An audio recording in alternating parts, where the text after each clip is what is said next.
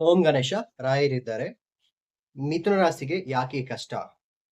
ಸುಮಾರು ಎಲ್ಲ ರಾಶಿಯವ್ರ ಲೈಫಲ್ಲಿ ಒಂದು ಸ್ಟೆಪ್ಪು, 2 ಸ್ಟೆಪ್ಪು ಅವ್ರ ಲೈಫ್ ಅವ್ರ ಜೀವನದಲ್ಲಿ ಮುಂದೆ ಹೋಗ್ತಾನೆ ಇದ್ದಾರೆ. ಆದ್ರೆ ಈ ಮಿಥುನ ರಾಶಿಯವರು ನೀವು ಸುಮಾರು 8 ವರ್ಷದಿಂದ ಯಾವಾಗ 2019 2019ರಿಂದ ಇದುವರೆಗೂ ಈ 8 ವರ್ಷದಲ್ಲಿ ನಿಮ್ ಲೈಫಲ್ಲಿ ಏನೇನೋ ಮಾಡ್ತಾನೆ ಇದ್ದೀರಾ, ಪ್ರಯತ್ನ ಪಡ್ತಿದ್ದೀರಾ. ನೀವೇನೇ ಮಾಡಿದ್ರು ನಿಮ್ ಲೈಫು ಮತ್ತೆ ಹೋಗಿ ಬಂದು ಅದೇ ಫುಲ್ ಸ್ಟಾಪ್, ಅದೇ ಝೀರೋದಲ್ಲೇ ಇದೆ.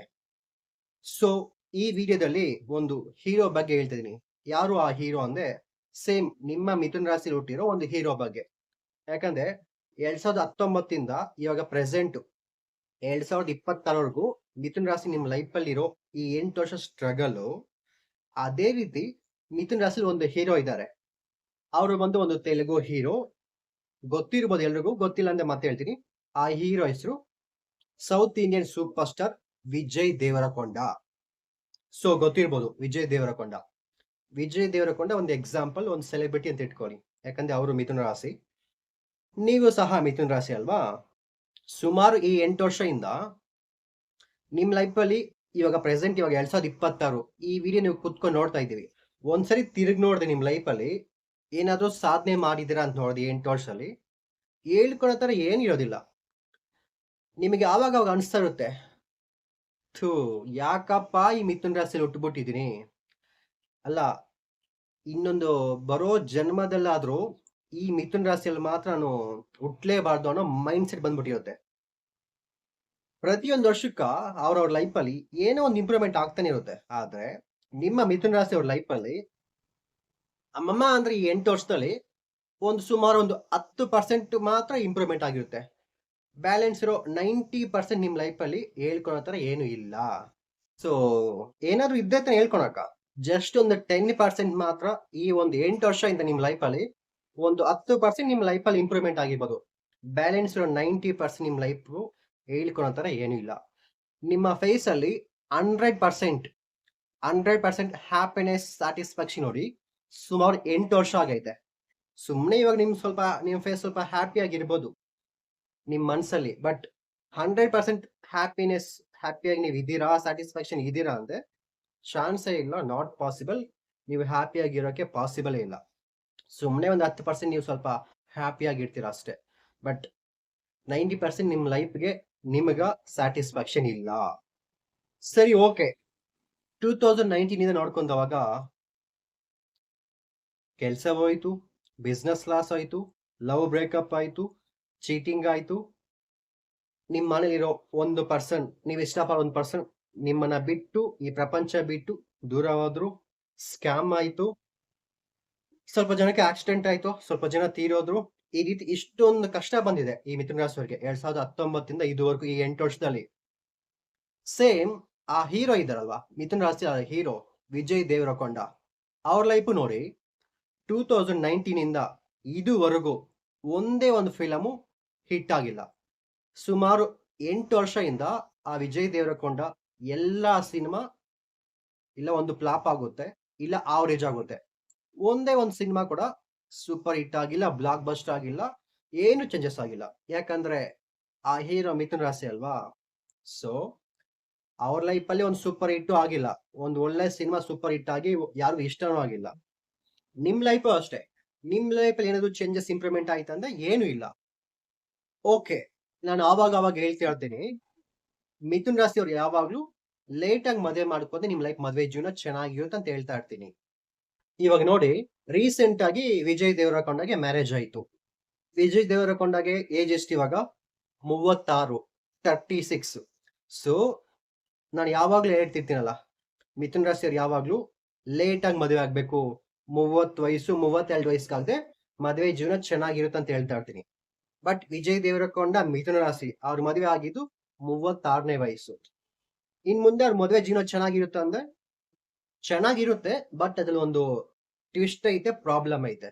ಯಾಕಂದ್ರೆ ವಿಜಯ್ ದೇವರಕೊಂಡ ಅವರ ನಕ್ಷತ್ರ ಬಂದು ಆರಿದ್ರ ನಕ್ಷತ್ರ, ಆಯ್ತಾ? ಎಲ್ರಿಗೂ ಗೊತ್ತಿರುತ್ತೆ ಆರಿದ್ರ ನಕ್ಷತ್ರ ಮದುವೆ ಜೀವನ ಅಷ್ಟು ಚೆನ್ನಾಗಿರೋದಿಲ್ಲ. ಇನ್ ಕೇಸ್ ಮುಂಚೆ ಒಂದು ವರ್ಷ ವಿಡಿಯೋದಲ್ಲಿ ಹೇಳಿದ್ದೀನಿ. ಆದಿತ್ಯ ನಕ್ಷತ್ರದವರು ಯಾರೇ ಆಗಿರ್ಬೋದು, ಅವ್ರೇನಾದ್ರೂ ಮದ್ವೆ ಸ್ವಲ್ಪ ಗ್ರ್ಯಾಂಡ್ ಆಗಿ ರಿಚ್ ಆಗಿ ಮದುವೆ ಮಾಡ್ಕೊಂಡೆ ಅವ್ರ ಮದ್ವೆ ಲೈಫು ಫುಲ್ ಡ್ರಾಪ್ ಆಗಿ ಡೌನ್ ಆಗ್ಬಿಡುತ್ತೆ. ಸೊ ಆದಿತ್ಯ ನಕ್ಷತ್ರಕ್ಕೆ ಯಾವಾಗ್ಲೂ ಮದ್ವೆ ಗ್ರ್ಯಾಂಡ್ ಆಗಿ ರಿಚ್ ಆಗಿ ಮದುವೆ ಆಗ್ಬಾರ್ದು. ಇವಾಗ ವಿಜಯ್ ದೇವರಕೊಂಡ ಆದಿತ್ಯ ನಕ್ಷತ್ರ, ಅದು ಮದ್ವೆ ಆಗ್ಬಿಟ್ರು, ಸ್ವಲ್ಪ ಗ್ರ್ಯಾಂಡ್ ಆಗಿ ರಿಚ್ ಆಗಿ ರಾಯಲ್ ಆಗಿ ಮದ್ವೆ ಆಗಿದ್ದಾರೆ.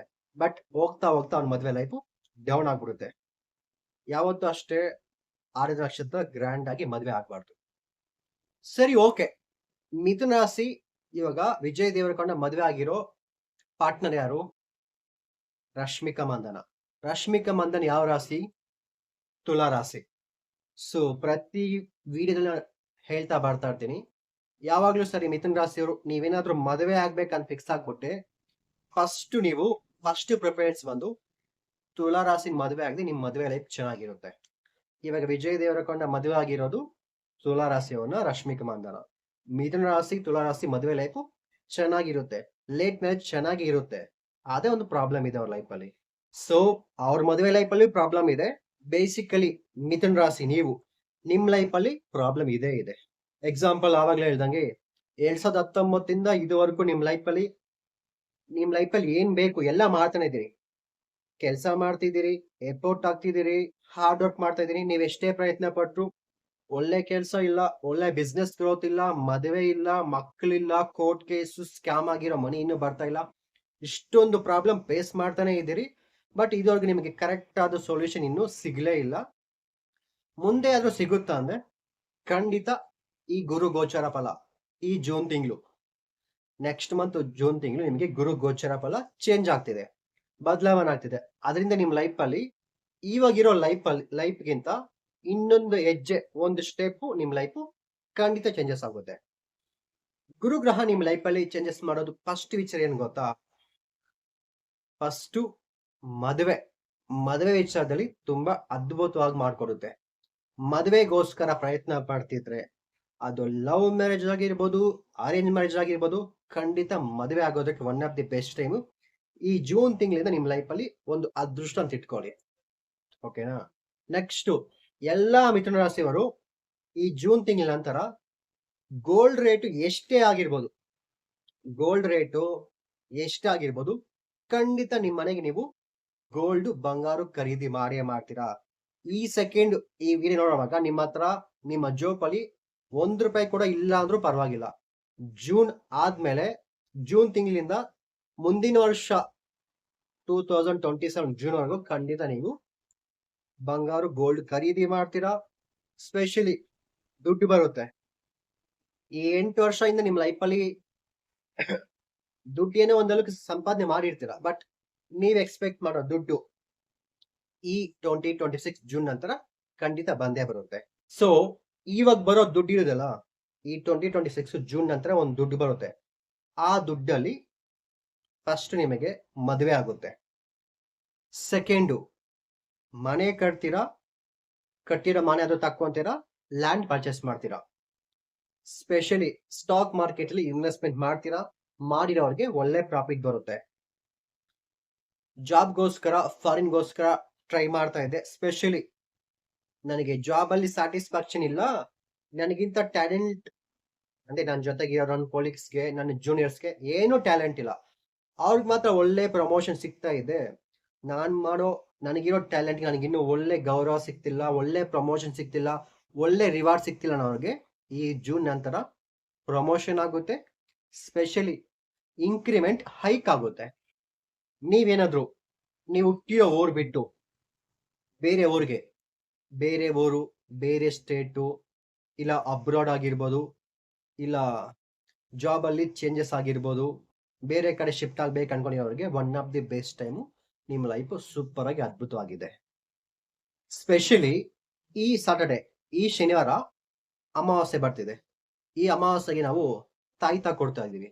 ಏನಿಗೆ ಈ ತಾಯ್ತ ಅಂದ್ರೆ, ನೀವು ಅನ್ಕೊಂಡಿದ್ದ ಕೆಲಸ ಇನ್ನೂ ಆಗ್ತಾ ಇಲ್ಲ ಅಂದ್ರೆ, ಎಕ್ಸಾಂಪಲ್ ಈ ತಾಯ್ತ ಏನ್ಗಂತ ಹೇಳ್ಬಿಡ್ತೀನಿ. ಇದು ನಿಮ್ಮ ಹೆಸರಲ್ಲಿ ಪ್ರಾಣ ಪ್ರತಿಷ್ಠಾಪನೆ ಮಾಡಿ ಬ್ರಹ್ಮ ಮುಹೂರ್ತ ಟೈಮಲ್ಲಿ ಹೋಮ ಮಾಡಿ ನಿಮ್ಗೆ ತಾಯ್ತ ಕೊಡ್ತೀವಿ.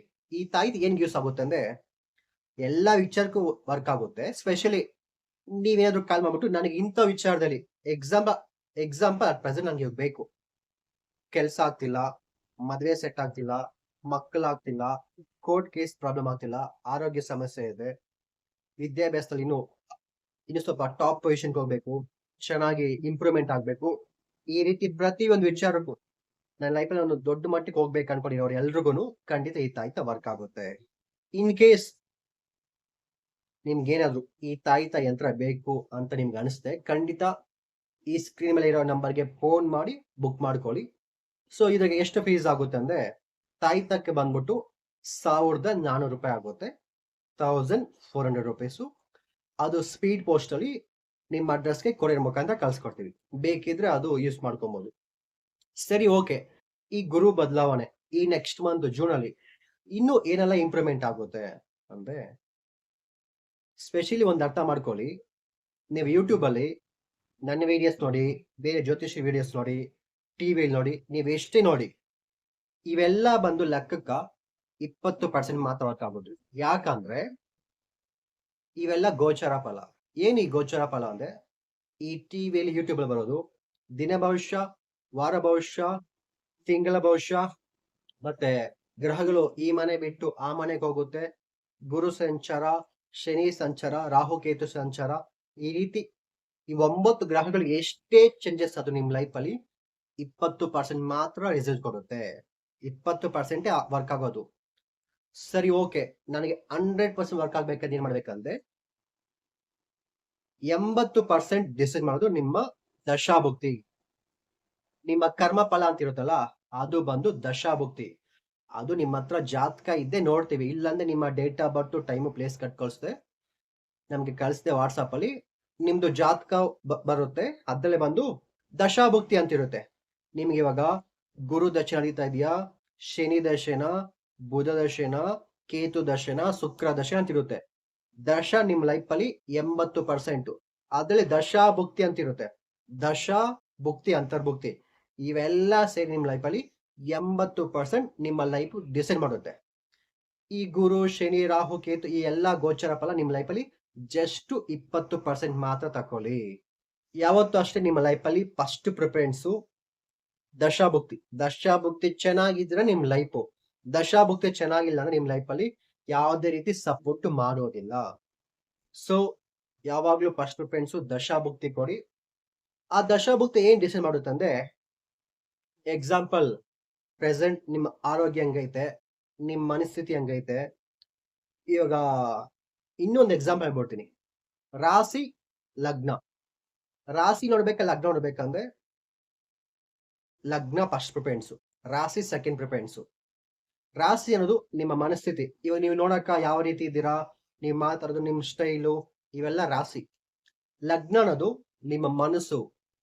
ಈ ದಶಾಭುಕ್ತಿ ಅಂತಾರಲ್ವಾ, ಈ ದಶಾಭುಕ್ತಿ ಅನ್ನೋದು ನಿಮ್ಮ ಲಗ್ನ ಡಿಸೈಡ್ ಮಾಡಿರುತ್ತೆ. ಈ ಗೋಚರ ಫಲ, ಈ ದಿನ ಭವಿಷ್ಯ, ವಾರ ಭವಿಷ್ಯ, ಈ ರಾಶಿ ಡಿಸೈಡ್ ಮಾಡಿರುತ್ತೆ. ರಾಶಿ ಏನ್ ಥಿಂಕ್ ಮಾಡುತ್ತೆ ಅಂದ್ರೆ, ಇವಾಗ ನಿಮ್ ಮಿಥುನ್ ರಾಶಿ, ನಿಮ್ ರಾಶಿ ಏನ್ ಥಿಂಕ್ ಮಾಡುತ್ತೆ ಅಂದ್ರೆ, ನನ್ ಮನೆ ಕಟ್ಬೇಕು ಅನ್ಕೋ ಇದೀನಿ ಅಂತ ಯೋಚನೆ ಮಾಡುತ್ತೆ. ಯೋಚನೆ ಮಾಡೋದು ಬಂದು ರಾಶಿ. ನಾನು ಮನೆ ತಕ್ಕೊಂಡು ಗೃಹ ಪ್ರವೇಶ ಮಾಡಿದ್ನ ಇಲ್ಲ, ಕಾರ್ ತಕ್ಕೊಂಡ್ನ ಇಲ್ವಾ, ಕಾರ್ ತಕ್ಕೊಂಡ್ಬಂದು ಮನೆ ಹತ್ರ ಪಾರ್ಕ್ ಮಾಡಿದೇನೆ ಇಲ್ವಾ, ಇದು ಲಗ್ನ ದಶಾಭುಕ್ತಿ. ಅರ್ಥ ಆಯ್ತಾ? ರಾಶಿ ಬಂದು ಥಿಂಕ್ ಮಾಡುತ್ತೆ, ನಾನು ಗವರ್ಮೆಂಟ್ ಎಕ್ಸಾಮ್ ಬರಿಬೇಕು ಅನ್ಕೋಯಿದ್ದೀನಿ ಅಂತ ಯೋಚನೆ ಮಾಡೋದು ರಾಶಿ. ಎಕ್ಸಾಮ್ ಬರ್ದಿ ಪಾಸ್ ಆಗಿ ಸೀಟಲ್ಲಿ ಹೋಗಿ ಕುತ್ಕೊಂತಾರಲ್ವಾ, ಅದು ಲಗ್ನ ದಶಾಭುಕ್ತಿ. ಸರಿ, ರಾಶಿನ ಲಗ್ನ ನೋಡ್ಬೇಕಂದ್ರೆ ಫಸ್ಟ್ ಪ್ರಿಫರೆನ್ಸ್ ಲಗ್ನ ನೋಡ್ಬೇಕು, ದಶಾಭುಕ್ತಿ ನೋಡ್ಬೇಕು. ಅದೇ ನಿಮ್ಮ ಲೈಫ್ ಅಲ್ಲಿ 80% ಡಿಸೈಡ್ ಮಾಡೋದು. ಫಸ್ಟ್ ಲಗ್ನ ನೋಡ್ಕೊಳ್ಳಿ, ದಶಾಭುಕ್ತಿ ನೋಡ್ಕೊಳ್ಳಿ. ಸೆಕೆಂಡ್ ಆಪ್ಷನ್ ಬಂದು ರಾಶಿ ನೋಡಿ. ಅದು ಬರೀ ಗೋಚರ ಫಲ, ನಿಮ್ಮ ಫೇಸು, ನಿಮ್ಮ ಬ್ಯೂಟಿ ಮಾತ್ರ ತೋರಿಸುತ್ತೆ. ನಿಮ್ಮ ಇಡೀ ಲೈಫು, ಮದುವೆ, ಮಕ್ಕಳು, ಹಣಕಾಸು, ಇವೆಲ್ಲ ಲಗ್ನ ದಶಾಭುಕ್ತಿ ಇರುತ್ತೆ. ಇನ್ನು ಡೀಟೇಲ್ ಆಗಿ ನಿಮ್ ಭವಿಷ್ಯ ಬಗ್ಗೆ, ನಿಮ್ ಜಾತಕ ಬಗ್ಗೆ ತಿಳ್ಕೊಬೇಕಂದ್ರೆ ಸ್ಕ್ರೀನ್ ಮೇಲೆ ಕಾಣಿಸೋ ನಂಬರ್ಗೆ ಫೋನ್ ಮಾಡಿ. Thank you so much.